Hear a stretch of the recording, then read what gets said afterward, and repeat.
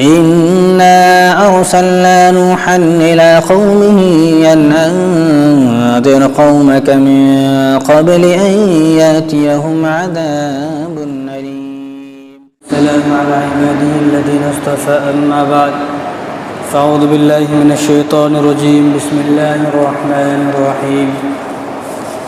میرے محترم دوستو، عزیز ساتھیو،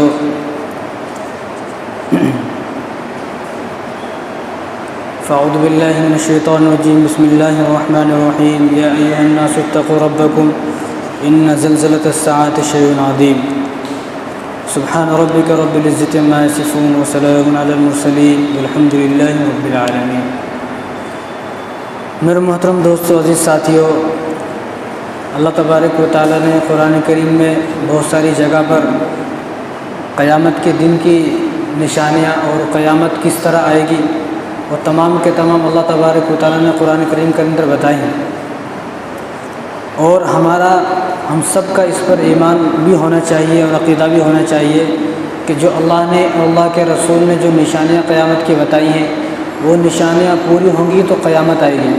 اس سے پہلے ہی اگر ہمیں کوئی بہلانے لگ جائے، کوئی بہکانے لگ جائے، کوئی پھسلانے لگ جائے کہ بھئی قیامت آ گئی، تو ہمیں یقین نہیں کرنا. ہاں، یہ بات ہے کہ ہمیں قیامت کے آنے سے پہلے اپنی تیاری کرنی ہے. کوئی آدمی اگر کہنے لگ جائے کہ بھئی چند دن کے بعد، چند سال کے بعد قیامت آنے والی ہے، تو اس میں خوش ہونے کی ضرورت نہیں ہے. اس میں تو آدمی کو اپنی فکر کرنے کی ضرورت ہے.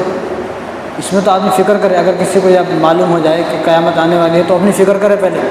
اور حضور نے فرمایا اگر قیامت آنے کا ایک دن رہ جائے گا، قیامت آنے میں صرف ایک دن باقی ہے، ایک دن، تو اللہ تعالیٰ اسی ایک دن کو اتنا لمبا بنا دیں گے کہ اسی ایک دن میں جو ہے حضرت امام مہدی علیہ السلام بھی تشریف لائیں گے اور حضرت عیسیٰ علیہ السلام بھی آئیں گے. اور اسی ایک دن میں یاجوج ماجوج اور دجال، اسی ایک دن میں اللہ تبارک و تعالیٰ اسی ایک دن میں پوری جو قیامت کی جتنی بھی نشانیاں ہیں ایک دن میں پوری فرما دیں گے.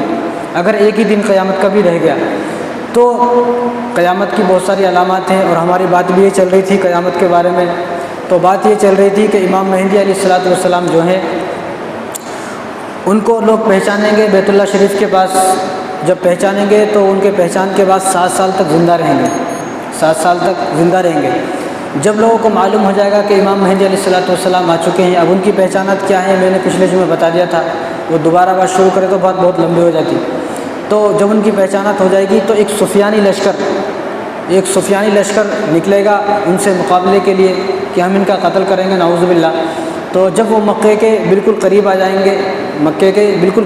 گے عرب کے، تو عرب سے پہلے ایک مقام بیدا ہے، تو اللہ تبارک و تعالیٰ ان تمام لشکر کو جو ہے اس زمین میں دھسا دیں گے.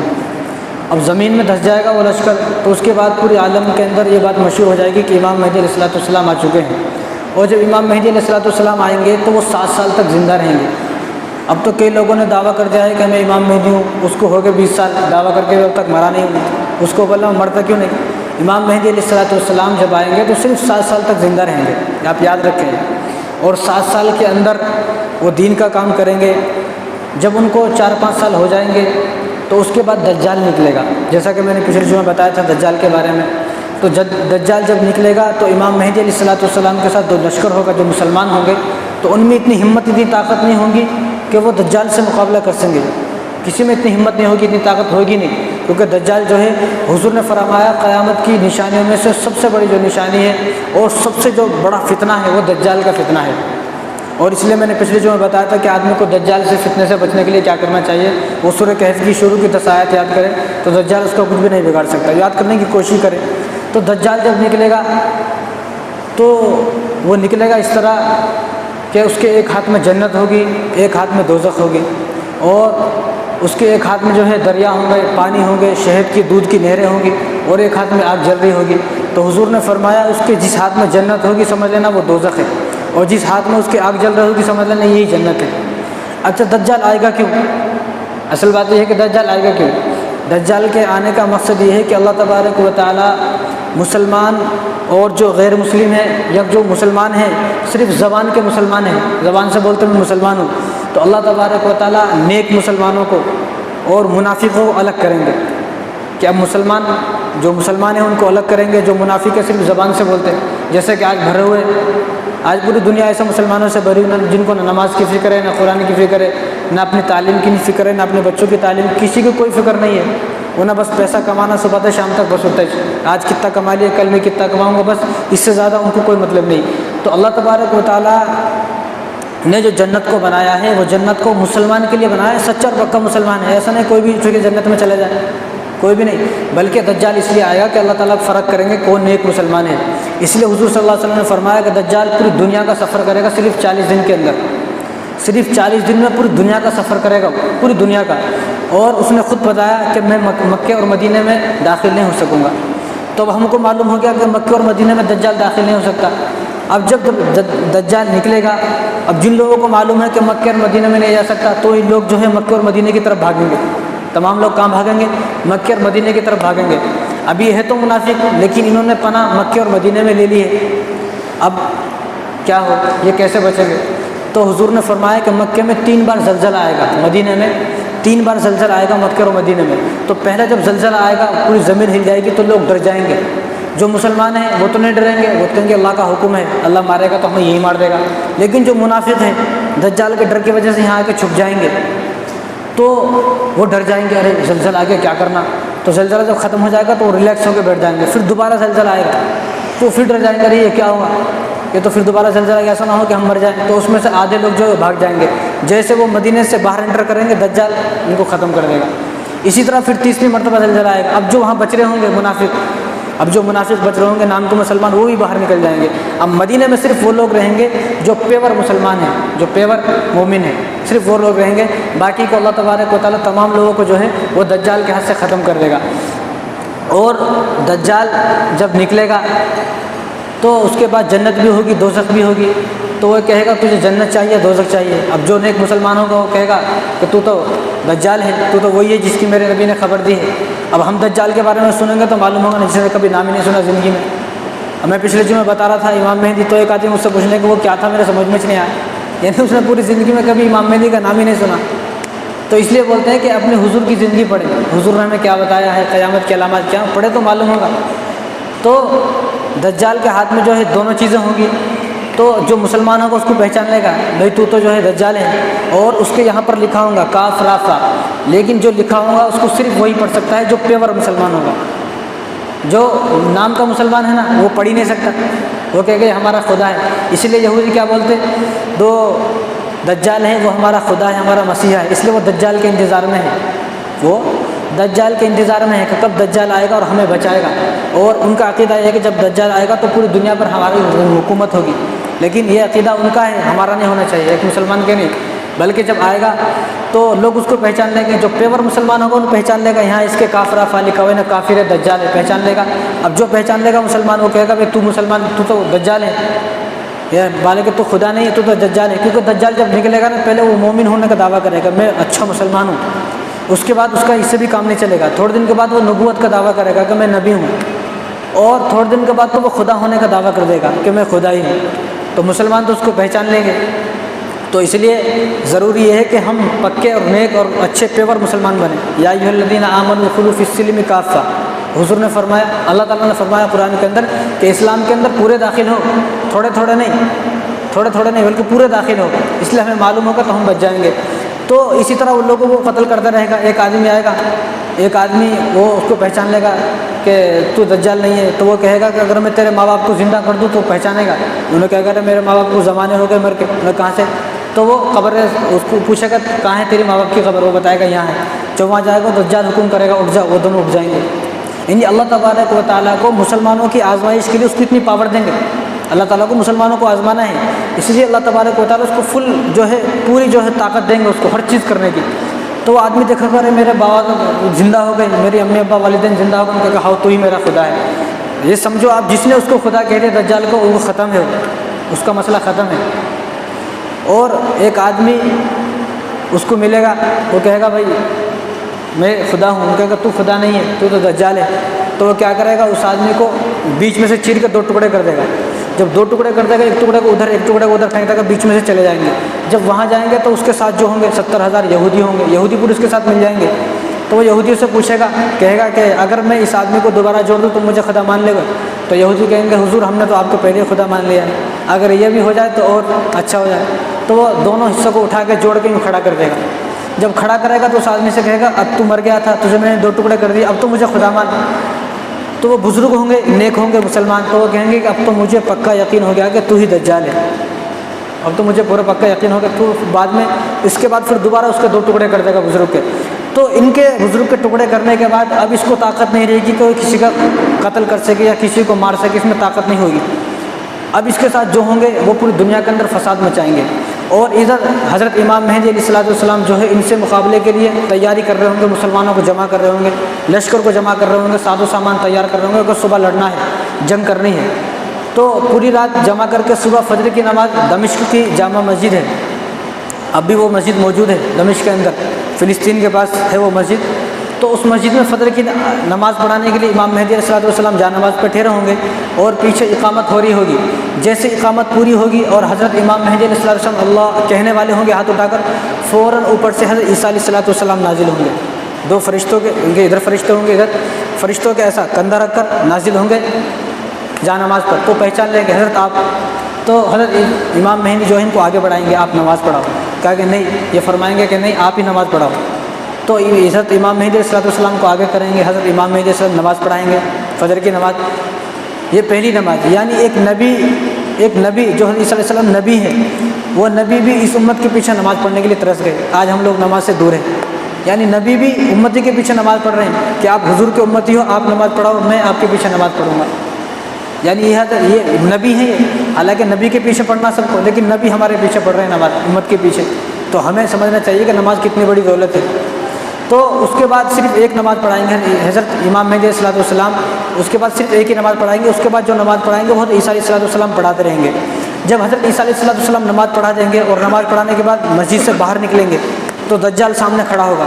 جیسے دجال کی نظر حضرت عیسیٰ علیہ السلام پہ پڑے گی تو وہ ایسے پگھل جائے گا، جیسے برف کو ڈال دیتے ہیں نا پانی میں پگھل جاتا، یا جیسے نمک کو پانی میں ڈال دیتے وہ پگھل جاتا، تو ایسے پگھلے کر بھاگنے لگے گا، وہ بھاگنے لگے گا۔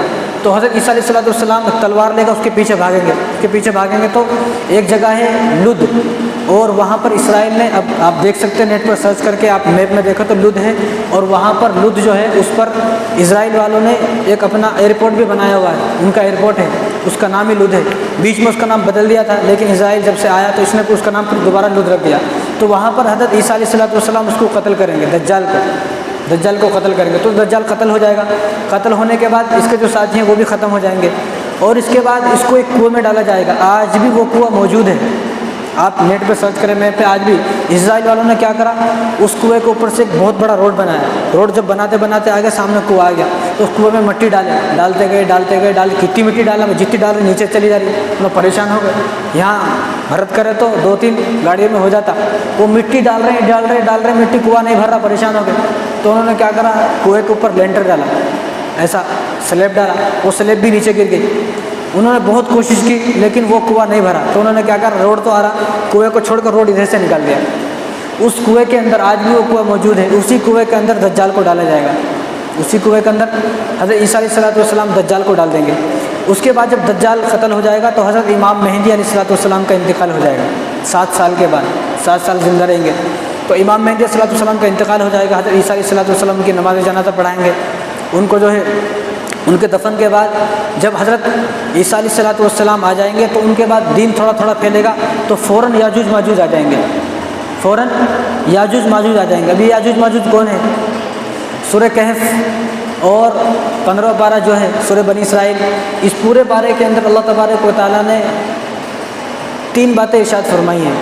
وہ 3 باتیں کیا ہیں کہ جب حضور صلی اللہ علیہ وسلم نبی بنے، نبوت آپ کو مل گئی تو آپ نے دین کو پھیلانا شروع کیا، تو جو مشرکین مکہ تھے، یہودی تھے، جو مشرکین مکہ تھے آپ کے دشمن تھے، تو ان لوگ آپ سے سوال کرتے رہتے تھے، دن پہ دن سوال کرتے رہتے تھے، تو آپ صلی اللہ علیہ وسلم ان کے سوالوں کا جواب دے دیتے تھے۔ تو ایک دن وہ سب جمع ہوئے، انہوں نے سوچا کوئی ایسا سوال ملنا چاہیے کہ جس کا حضور جواب ہی نہ دے سکے، کوئی ایسا سوال ملنا چاہیے جس کا حضور جواب ہی نہ دے سکے۔ تو اب جو عرب کے لوگ تھے، مشرکین تھے، ان پڑھ تھے، یہ پڑھے لکھے نہیں تھے، یہ ان پڑھ تھے، تو یہ سب جمع ہو کر ایک یہودی کے پاس گئے، ایسا یہودی کہ جس کو توریت اور انجیل جو ہے حفظ یاد تھی، جس کے پاس توریت اور انجیل کا جو ہے علم تھا۔ اب اس کے پاس گئے تو اس کے پاس جا کر انہوں نے کہا کہ ہمارے یہاں پر ایک نبی پیدا ہوئے ہیں، ایک نبی ہیں، اور ہمیں ان سے کچھ سوال بتاؤ، ان سے سوال کریں، ہمیں معلوم نہیں کہ وہ نبی حقیقت میں ہے بھی یا نہیں ہے۔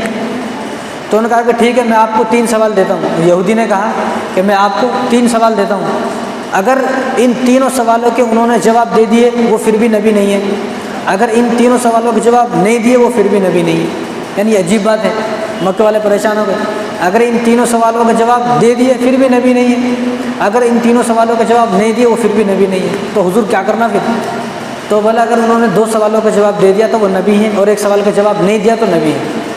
2 سوالوں کا جواب دیا تو اور 1 سوال کا جواب نہیں دیا تو نبی ہے، ورنہ وہ نبی نہیں ہے۔ کیا ہے وہ سوال؟ کہ اس یہودی نے بتایا ان سے پہلا سوال یہ کرنا کہ اصحاب کہف کون تھے۔ اصحاب کہف 7 آدمی تھے جنہوں نے کلمہ پڑھ لیا تھا، لیکن دشمنوں نے اور بادشاہ نے ان کو جینے نہیں دیا، تو وہ ایک غار کے اندر چھپ گئے۔ تو اللہ تبارک و تعالیٰ نے اس غار کے اندر ان کو 300 یا 350 سال کے تک سلایا، ان کو 350 سال کے بعد زندہ ہوئے وہ لوگ۔ تو ایک لمبا واقعہ ہے، بتائے تو اتنا ٹائم نہیں ہے۔ تو اس یہودی نے کہا کہ پہلا سوال آپ یہ کرنا کہ اصحاب کہف کون ہے، دوسرا سوال یہ کرنا کہ ذوالقرنین بادشاہ کون ہے، یعنی وہ بادشاہ کون ہے کہ جنہوں نے پوری دنیا کا سفر کیا ہے، تیسرا سوال یہ کرنا روح کیا چیز ہے، جو ہماری جان ہے، ہماری روح ہے، مرنے کے بعد جسم تو یہیں رہ جاتا، روح اللہ کے پاس چلی جاتی ہے، روح کیا چیز ہے۔ تو وہ تینوں سوال لے کر آ گئے۔ تو حضور سے انہوں نے تینوں سوال کیے، جو مشرکین مکہ تھے، تینوں سوال کیے کہ آپ اصحاب کہف کے بارے میں بتاؤ، اور اس بادشاہ کے بارے میں بتاؤ جس نے پوری دنیا کا سفر کیا، روح کے بارے میں بتاؤ۔ تو حضور نے فرمایا کہ ٹھیک ہے میں کل بتا دوں گا۔ حضور نے کیا فرمایا؟ میں کل بتا دوں گا۔ جب حضور نے یہ کہا نا میں کل بتا دوں گا، تو حضرت جبرائیل علیہ السلام نہیں آئے۔ 1 دن ہو گیا نہیں آئے، 2 دن ہو گیا نہیں آئے، 3 دن، 4 دن، 5 دن، ہفتہ ہو گیا، 10 دن ہو گیا، 15 دن ہو گئے، حضرت جبرائیل علیہ السلام نہیں آئے۔ اب ادھر کفار مکہ جو تھے ان کو بولنے کا موقع مل گیا کہ نبی بول رہے تھے میں کل بتا دوں گا، لیکن کل کو 15 دن ہو گئے نا، اب تک نہیں بتا۔ ادھر حضرت جبرائیل علیہ السلام نہیں آ رہے، یہ بھی پریشان کائے کو نہیں آ رہے۔ تو 15 دن کے بعد حضرت جبرائیل علیہ السلام آئے، سب سے پہلی آیت لے کر آئے، وَلَا تَقُولَنَّ لِشَيْءٍ إِنِّي فَاعِلٌ ذَلِكَ غَدًا إِلَّا أَن يَشَاءَ اللَّهُ۔ کہ آپ کو پتہ ہے میں آپ کے پاس کیوں نہیں آیا، کہ اللہ نے مجھے آپ کے پاس کیوں نہیں بھیجا؟ اس لیے نہیں بھیجا کہ 15 دن تک جب انہوں نے آپ سے یہ سوال کیے تھے تو آپ نے یہ کہا کہ میں کل بتا دوں گا۔ آپ کو یہ کہنا چاہیے تھا انشاءاللہ میں کل بتا دوں گا، آپ نے یہ کہنا چاہیے کہ انشاءاللہ میں کل بتا دوں گا۔ آپ نے انشاءاللہ نہیں کہا، کیونکہ آپ کے پاس جو بھی چیز آتی ہے وہ اللہ کی مرضی سے آتی ہے، اللہ کے حکم سے آتی ہے۔ تو جب آپ نے انشاءاللہ نہیں کہا تو اللہ تبارک و تعالیٰ نے وحی کو روک لیا۔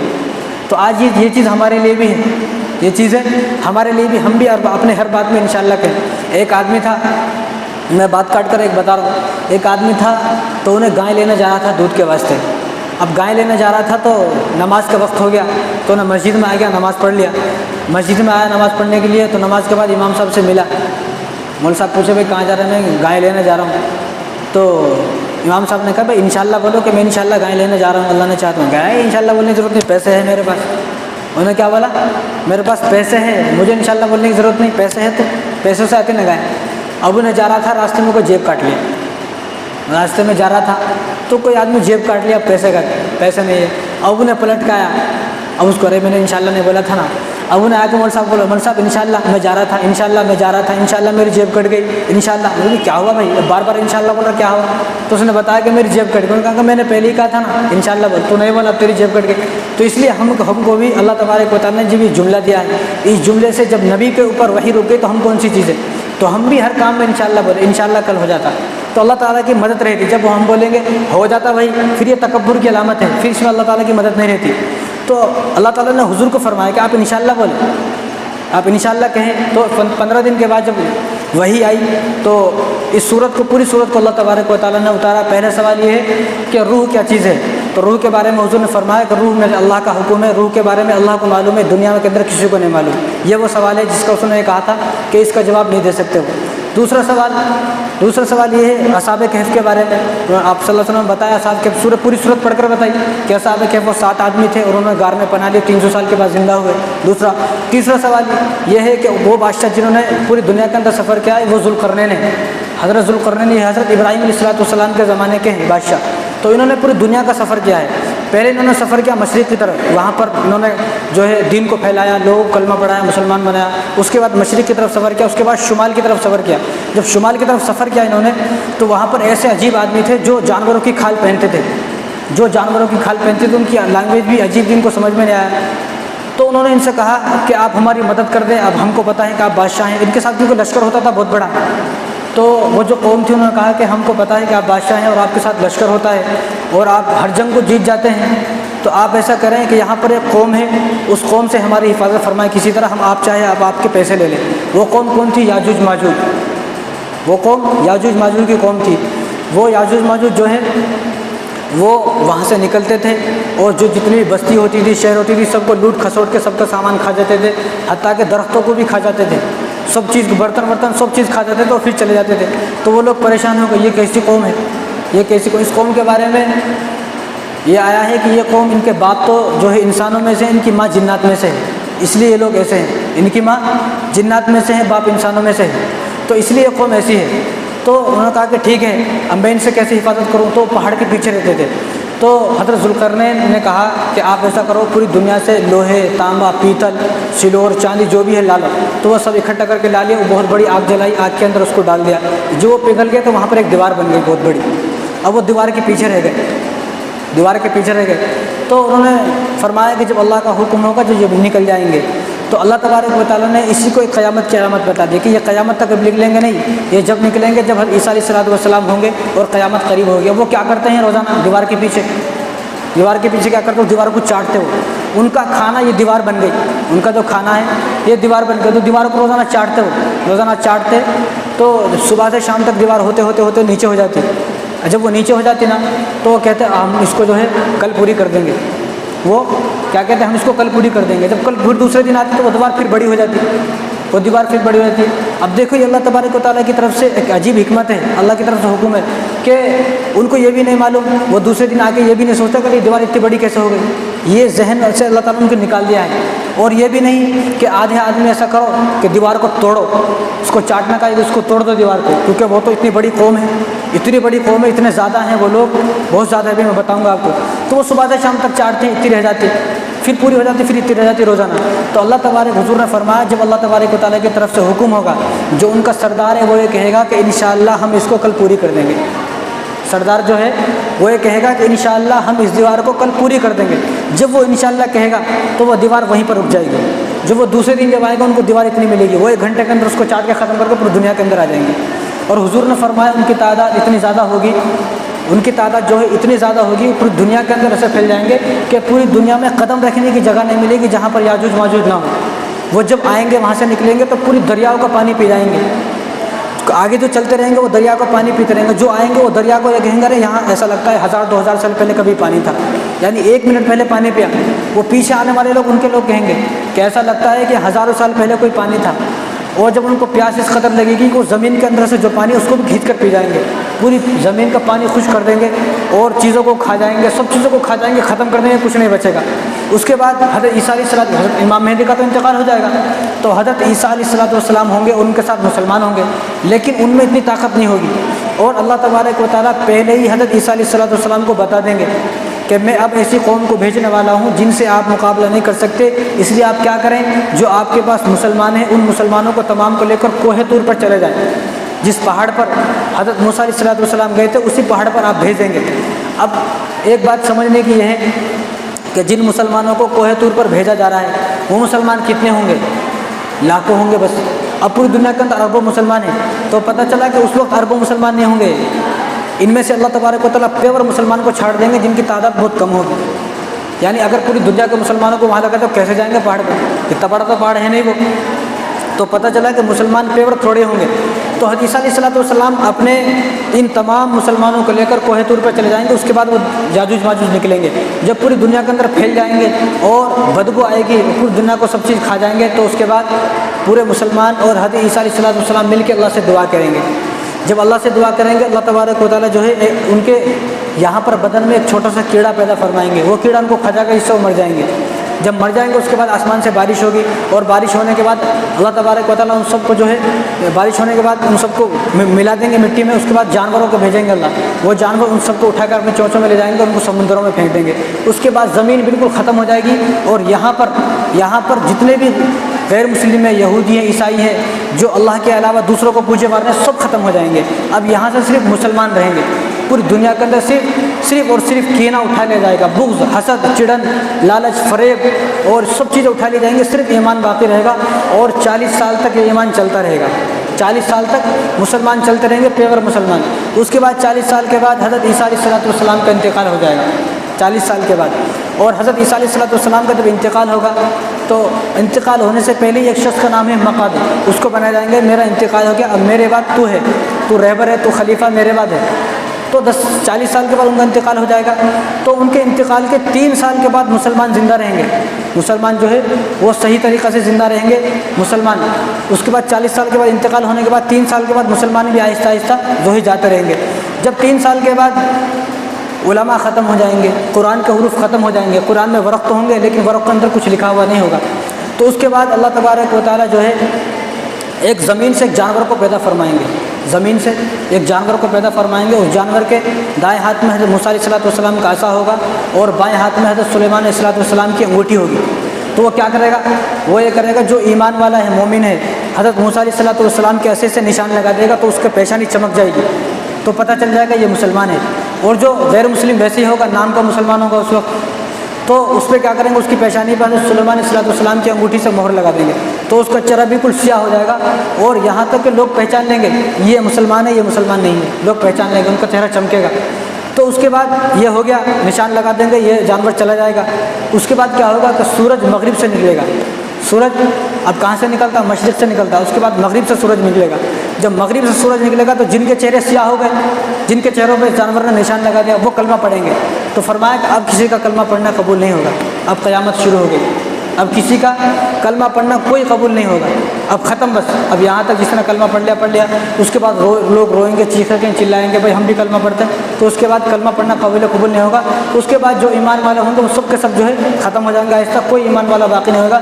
اس کے بعد قیامت کی جو ہے بہت ساری علاماتیں شروع ہوں گی، جیسا کہ آگ کا نکلنا، اور اسی طرح بس مسلمان جو ہے اس وقت جب قیامت آئے گی، قیامت مسلمانوں پر نہیں آئے گی، مسلمان تو بالکل ختم ہو جائیں گے، قیامت جو آئے گی ان لوگوں پر آئے گی جو نام کے مسلمان تھے یا جو کافر ہیں، نام کے مسلمان ہیں، یہودی عیسائی جو بالکل بدکار ہیں۔ اور ایک وقت ایسا آئے گا کہ آدمی عورت کو پسند نہیں کرے گا، آدمی آدمی کو پسند کرے گا۔ آپ سمجھ رہے ہو نا بات؟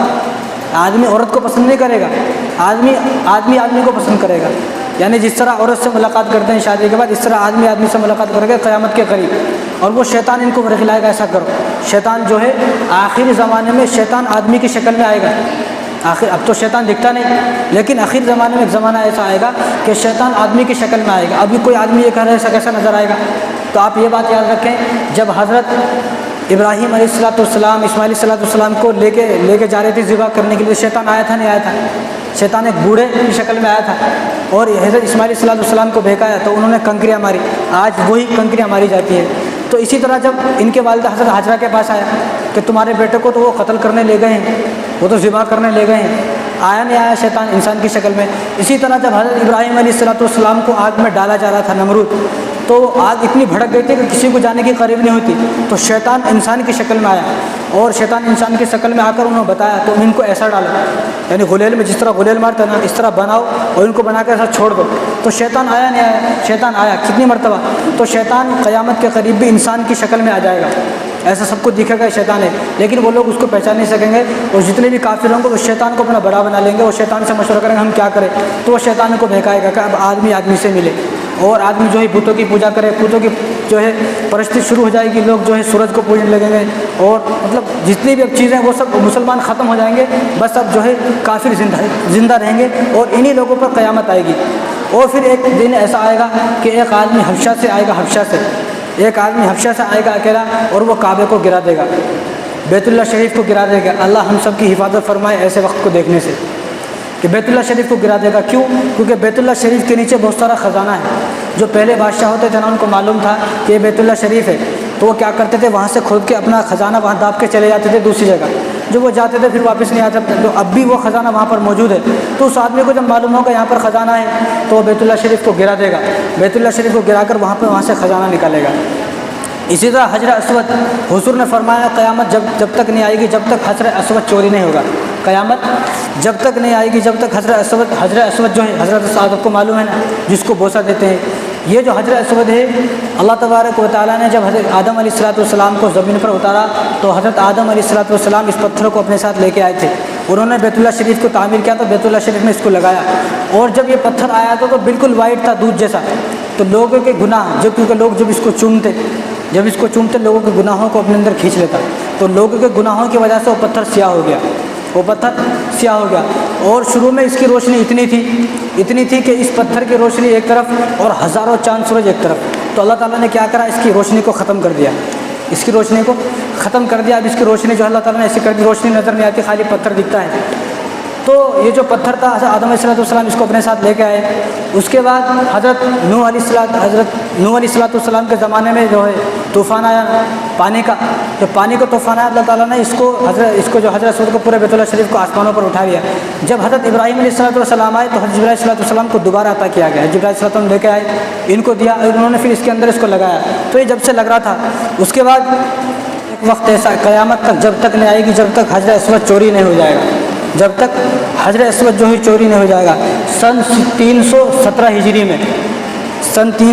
ہجری میں ایک بادشاہ ہے ابو طاہر سلیمان، کافر بادشاہ.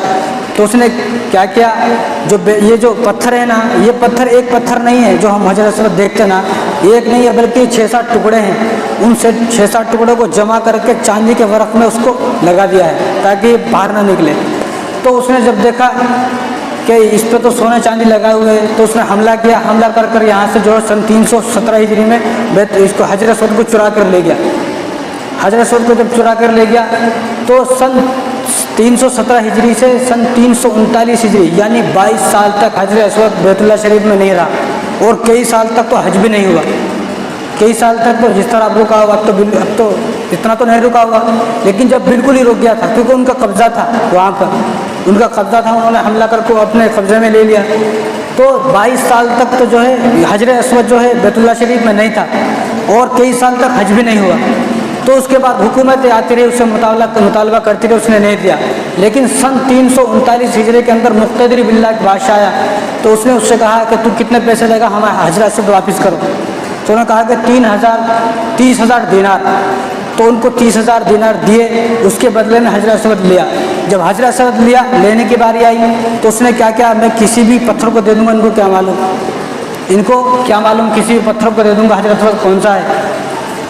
تو انہوں نے سوچا کسی کو نہیں کیا معلوم. تو جو بادشاہ تھے مقتدر باللہ، انہوں نے علماء کو جمع کیا. دیکھو آپ، اب علماء کو مولانا کو جمع کیا جا رہا ہے، یہاں تو کوئی پوچھتا نہیں نا. انہوں نے علماء کو جمع کیا کہ حجر اسود کو لینے جا رہے ہیں.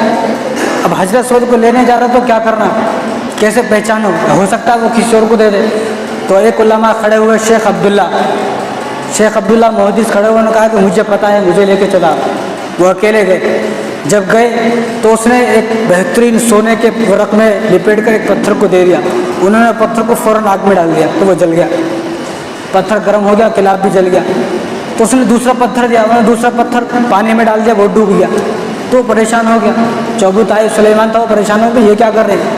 تو انہوں نے کہا کہ جو ہمارا حجر اسود پتھر ہے وہ نہ تو پانی میں ڈوبے گا نہ آگ سے گرم ہوگا، اگر اس کو پکڑ کر آگ میں بھی ڈالے تو ہاتھ بھی نہیں چلے گا. وہ بڑا پریشان ہوا. اس نے جب اصلی والا پتھر جو انہوں نے پانی کے اندر ڈالا تو اوپر ڈوب نہیں رہا. تو حجر اسود کی یہ خاصیت ہے. اور کل قیامت کے دن اللہ تعالیٰ حجر اسود کو آنکھ دیں گے، کان دیں گے، زبان دیں گے. جو حج کرنے جاتا ہے وہ گواہی دے گا کہ اس نے سچے دل سے حج کیا ہے اور اس کا حج قبول ہوا ہے. وہ گواہی دے گا، وہ جس کی گواہی دے گا اس کی حج قبول مانا جائے گا. تو اس کو وہاں سے لے کر آگے جب پہچان ہو گئی تو لے کے آئے. جب لے کے آئے تو ایک چھوٹی سی بیمار اونٹنی پہ اس کو رکھا، وہ لے کے آ گئے. جب انہیں لے کے جا رہا تھا 22 سال پہلے، تو ایک اونٹ پر اس کو رکھا، وہ اونٹ مر گیا. دوسرے پر رکھا، وہ مر گیا اس کا بوجھ سے. تو اسی طرح 40 اونٹ مر گئے. جب لائے تو ایک چھوٹا سا اونٹ اس کو لے کر آ گیا، کیونکہ اپنی اصلی طرف آ رہا ہے نا، اپنی اصلی طرف آ رہا ہے. تو یہ جو نشانی ہے قیامت کی، یہ ہو چکی ہے. حجر اسود کا چوری ہونا جو نشانی ہے یہ ہو چکی ہے سن 313 ہجری، سن 317 ہجری میں.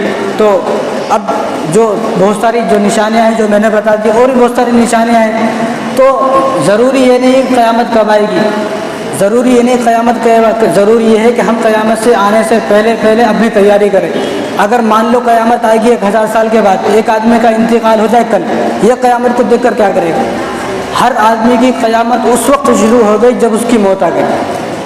ہر آدمی کی قیامت کب شروع ہو گئی؟ جب اس کی موت آ گئی، اس کی قیامت تو یہی شروع ہے۔ یہ کیا کرے گا قیامت کو دیکھ کے بھائی؟ تو اس لیے قیامت کے آنے سے پہلے پہلے ہم اپنی تیاری کریں۔ آج بھی ہماری مسجدیں خالی ہے، ہمارے گناہوں کی نحوست کی وجہ سے لاک ڈاؤن رہ رہے ہیں، مسجد کا دروازہ بند ہے۔ اس ماحول میں بھی ہم گھروں میں بھی نماز نہیں پڑھ رہے، کم سے کم یہ ہے گھروں میں نماز پڑھو، گھروں میں بھی نماز نہیں پڑھ رہے، مسجدیں بھی آج بھی ہماری خالی ہے۔ اگر آپ کو یہ لگتا ہے بھائی لاک ڈاؤن ہے ہم اس وجہ سے نہیں آ رہے، تو چند دن کے بعد لاک ڈاؤن کھل جائے گا، پھر ہم دیکھیں گے کتنے لوگ کتنے لوگ جو ہے مسجد کو آباد کریں گے، ہم دیکھیں گے۔ پہلے بھی لاک ڈاؤن کھلا تھا تو ہم سوچ رہے تھے مسجدیں بھر جائیں گی، لیکن کوئی مسجدیں نہیں بھری، خالی تھی۔ اب بھی کھل جائے گا، اب لوگوں کے بہانے ہیں لاک ڈاؤن ہے نا مول صاحب اس لیے نہیں آ رہا ہوں، چلو ٹھیک ہے کھلتا، اب کھلتا انشاءاللہ پھر معلوم ہوگا کہ کون آدمی جو ہے نمازی ہے کون نمازی نہیں ہے۔ اس لیے بھائیو کسی کو وقت کا کچھ پتہ نہیں ہے، کتنے لوگ ہمارے سامنے ایسے مر گئے جن کو معلوم بھی نہیں تھا میں مر جاؤں گا، اور ہمیں بھی معلوم نہیں تھا نہ مر جائے گا بھائی، اچانک سے مر گیا، تو اس لیے وہ موت ہمارے اوپر بھی آ سکتی ہے۔ آج کل ہم کو کیا لگتا انہیں مر گیا نا اس کچھ ہے موت، ہمارے کو نہیں ہے۔ یہ جس طرح جنازے کی نماز ہوتی ہے، جس طرح اس کو لے کے جاتی ہے، اس میں ایک حکمت ہے۔ یہ حکمت کیا ہے میں پھر کبھی بتاؤں گا انشاءاللہ، اس میں ایک حکمت ہے۔ لیکن ہم اس جنازے سے، نماز پڑھنے سے، قبر کھودنے سے، وہاں شامل ہونے سے، ان چیزوں سے اپنے اندر ان چیزوں کو اتارنا اور آخرت کی فکر کرنا۔ اللہ تعالی ہم سب کو جو ہے ان باتوں کو عمل کرنے کی توفیق عطا فرمائے۔ وآخر دعوانا الحمدللہ رب العالمین۔